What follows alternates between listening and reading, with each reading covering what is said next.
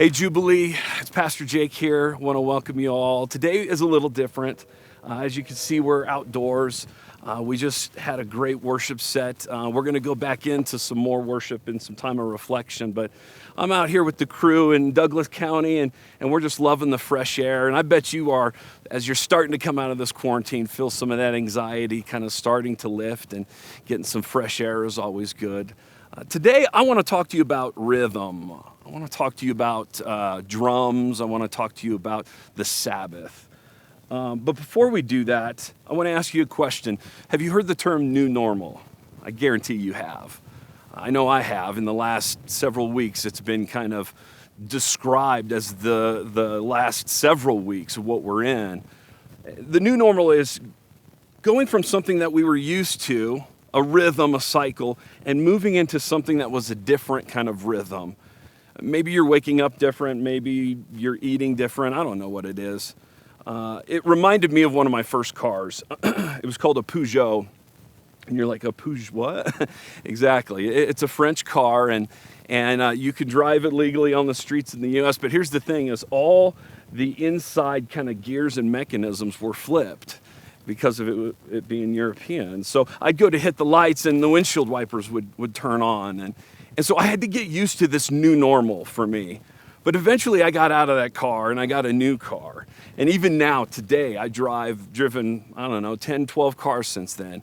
And I still, in the back of my mind, have this almost muscle memory of going to flip certain switches because I got so used to certain things in the new normal. When I got back to normal, it was a little different. And I bet you kind of feel the same. You know, as the quarantine's being lifted and we're starting to move back into what our normal was, maybe there's some things during this pandemic, through this time of quarantine, that you've picked up, some good habits, some things that you can look back on and say, man, this is good. Like, I loved spending time at the dinner table with my family. I loved playing board games. I loved the solitude and reading books, whatever that was. What is it for you? Take a moment. What good has come out of this pandemic? What good practices, what good habits? Have you been spending more time with God? Have you been reading more? Have you been spending more time with the family? What are some of the good things that have come out of this that you hope will translate into the new normal? Why don't you, if you're in any of our chat rooms, take a second and fill that out. Let us know. We want to know, what are some of the good things you hope somehow translate into this new rhythm that we're going to call normal? And I'll meet you over in just a bit.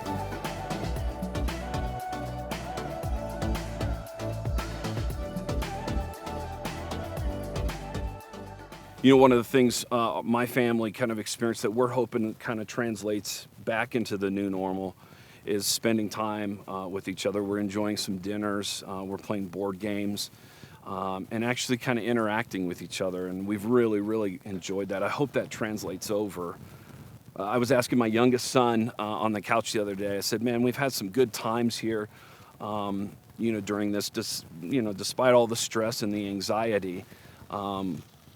We've had some good times. And I asked him, I said, do you think that we're going to take some of this stuff back into our lives, like all of us in general as a culture? And he looked at me really quickly and he said, no way, everyone's going to go back to normal. And I thought, I don't know if that's good. I know we're rushing to get back and we're anxious about being back in the new normal. But usually when people of God transition in life, they're moving through different tensions to grow in that next stage of life, to prepare for what that next thing is for. And are we really that anxious to get back to the old normal, right? I mean, a lot of it was stressful, and here's some facts. Check this out. An average commuter, they say, this is all pre-pandemic, an average commuter to work experiences more stress than fighter pilots and riot police now. This is crazy. Get this, British workers now, they've figured are actually putting in an extra hour a day compared to Italians and Germans, but that's still an hour less than the average American was spending on a day at work, which is about 8.8 hours. Or how about this? A researcher, her name was Ellen Galinsky. She interviewed more than 1,000 kids, okay? And she asked them, in relation to your parents' work, if you could have one wish to change something about their work, what would it be? And you would think that they would say, time, right? Like, I want more time with my parents. But it was even deeper than that. They said it wasn't time, but I wish my parents would have less stress. Where does that come from? It comes from the rat race, from a rhythm that's unsustainable. That's not how we were created. That's not how God intended it to be. I want you to check this out. In Exodus chapter 20, verses 18, this is God's instructions. It comes from the Bible, which is our life manual, if you will, instructions for living a better life. And here's what he says. This is God's commandment. He says, remember the Sabbath day and to keep it holy. 6 days you shall labor and do all your work, but on the seventh day it is a Sabbath to the Lord your God. On it you shall not do any work, you or your son or your daughter or your male servant or your female servant or your livestock or your sojourner who is within your gates. That's pretty much everyone. And he says, for in 6 days the Lord made the heaven and the earth, the sea, and all that is in them, and he rested on the seventh day. And therefore the Lord blessed the Sabbath day, and he made it holy. A couple thoughts about this. One, this commandment to honor the Sabbath, to practice the Sabbath, it's one of the 10 commandments. 613 commandments were given to the Jewish people to best live life. But of those 613, God boiled it down to 10 that really encapsulate all of this 613. God thought it that much of an importance that we have a healthy rhythm in our life, a practice of ceasing work for a set amount of time to regain your composure, to regain life, that he put it in the 10 Commandments himself. That's important. Other thing to mention of this is it's the fourth commandment of the 10 Commandments. And you say, well, why is that important? Well, scholars and rabbis will tell you that the first five last 10 of the 10 Commandments, 6 through 10, are dealing with our relationship with others and how we relate to people around us. But the first 5 commandments are how we deal and interact in our relationship with God. And God puts it as the fourth commandment. Now, this is interesting because this isn't just affecting our lives, our personal lives, but I think he's saying maybe it might affect our relationship this way too. That's how important this is. And here's another thing is it's the longest of the 10 commandments, but it's also one of the only commandments that refers to or is referred to as an event. This is interesting. He says, therefore the Lord blessed the Sabbath and he made it holy. We have buildings in the past that we can look at and we can say these are holy. We can have people that have been anointed that we can look at and say is holy. For the first time we see God commands and makes time itself holy. How holy is some of your time? Interesting. The other thing that he points out in this is he makes reference to an earlier narrative when God created the heavens and the earth, right? He said, for in 6 days the Lord made the heaven and the earth, the sea and all that is in them, and he rested on the seventh day. Get this, at the very beginning of it all, God is transitioning from an order of chaos into creation. And in order to bring in this new normal, he begins to create things. And he would create the water, and he'd step back, and he'd say, it is good. And then he'd create land, and he'd step back, and he'd say, it is good. And he went in this kind of rhythmic cycle of creating and stepping back, it is good. Stepping in, creating, stepping back, it is good. And he creates even mankind, steps up, and he looks back, and on the last day, it says that he rested. God, I think, is showing us, even in the very beginning of creation, that rest is important, that Sabbath is needed. I mean, think about this. God is God. He didn't have to stop on the seventh day. He could have stopped on the 12th day, the 20th day, the 30th day. I mean, imagine 30 days of his creation. He could have done so much more, but he didn't because he stopped on the 7th. He needed a rest. We need a rest. If that is that important in the very beginning of the narrative of the scriptures, how much more important it is for us. I want to show you how this kind of fleshes out a little more and a little further in Exodus. We find this story where God not only gives the command to have a Sabbath for us personally in our lives, this rhythm, if you will, of 6 days on and 1 day off. God gives it to the people, but he also gives it in instructions for the land to obey this, that when they cultivate, when they're growing their vegetation and their plants, they're to work the land for 6 years and then rest on the 7th year, the land itself. But we know this from many of the rabbis that almost since the very beginning, for almost 430 years, the Jewish people did not do this. And they worked the land constantly, never giving a break. And then this is what it says. We find this weird story in the middle of it. It says that he took into exile in Babylon those who had escaped from the sword, and they became servants to him to do his sons until the establishment of the kingdom of Persia, to fulfill the word of the Lord by the mouth of Jeremiah, until the land had enjoyed its Sabbath. All the days that it lay desolate, it kept Sabbath to fulfill 70 years. Now, this is interesting because here it's saying that essentially when the people were about to head into exile in Babylon, God said for that 70 years that the land would have its rest until it had received its Sabbath. Why is this interesting? Because we know many of the rabbis will argue that for almost 430 years that they did not obey this commandment. And for every year that God says you don't obey the commandment, you need to administer that year. And he does this. And he does this in the middle of this exile until all the land had received its Sabbath. If you do the math itself, you'll find out 430 years divided by 70 will get that 7 number. Now, I'm not saying that the people of God were exiled into Babylon because they disobeyed the land Sabbath, but isn't it interesting that God thought that much about the land having its Sabbath? How much more for me and you? There's this other story where early on when God gives them the instructions, the 10 Commandments, one of them disobeys it. And it says this in Exodus 20, that while the people of Israel were in the wilderness, they found a man gathering sticks on the Sabbath day, right? So he's out in the wild gathering for, I don't know, a fire, build something, but he's disobeying the Sabbath day. He's working.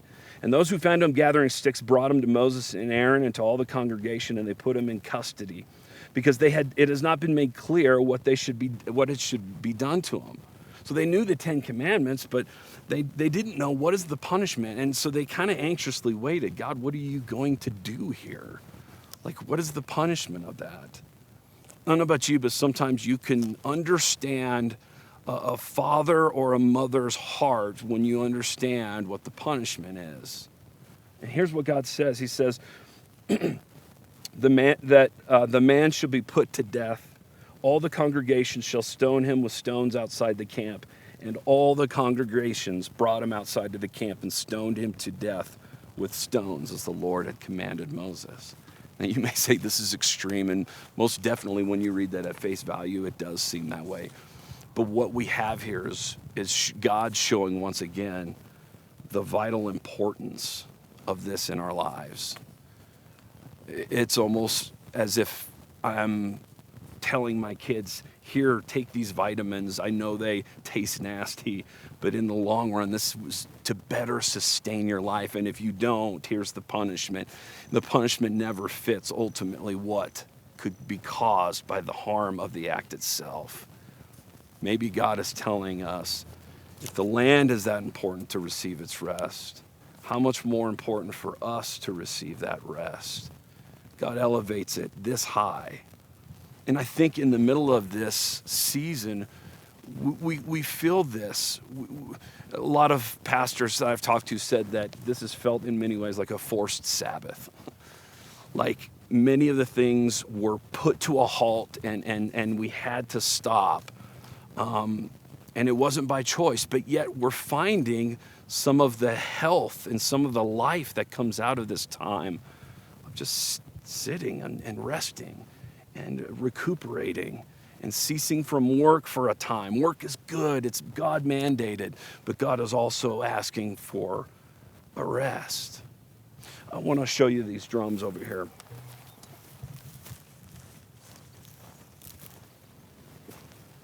Now, I'm a little bit of a musician, but you may be asking, why in the world is there a drum set out here? Because I think it best gives us the picture of what God meant with the Sabbath. I don't play a full set of drums. I did take a snare drum as a kid, and I remember emphatically my teacher teaching me as we learned to read the music that these are the notes, and you play on the notes, but then there were these little symbols that would be on the paper that were called rests. And the idea was you played on the notes, and when you had a rest, you would pause. And here's the thing about rhythm. Rhythm is built on the backbone of a healthy beat. And that beat is created by the tempos that is on and the tempo and the notes that are off just as much. You ask any musician, ask any drummer possible, it is not music by just going on all the time.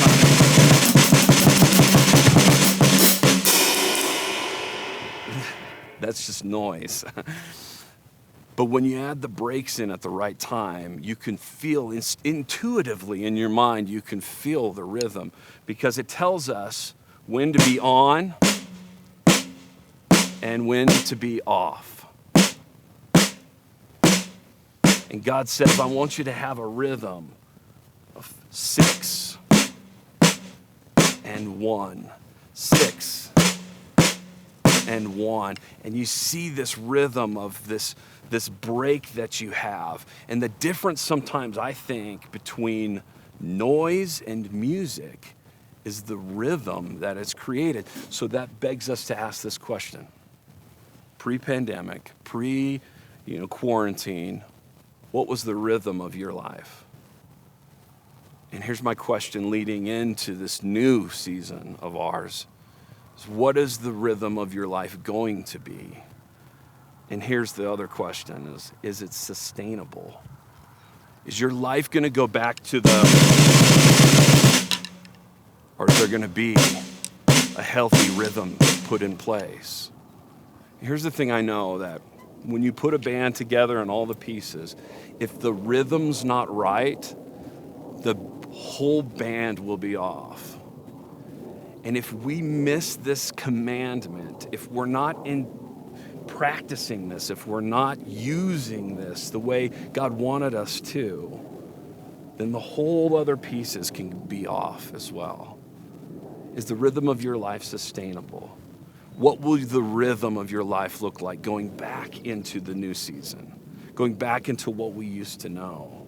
Maybe you say, Jake, I can't just devote a whole day. I know I'm the same way. I work on weekends. I don't have my Sabbath then. Me and my wife and family, we celebrate a Sabbath from Friday evening to Saturday afternoon, and that's our time, man. And our kids, we love it. We look forward to those Sabbaths together when work ceases and we can just enjoy us. What is the rhythm of your life?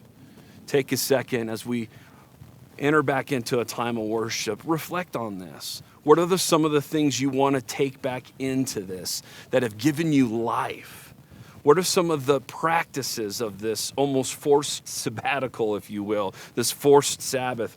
What are some of the life-giving things that you've gotten out of it that you hope to translate? If you're not intentional about it, it's not going to happen. I know this, and I think you know it too. Is the rhythm of your life sustainable?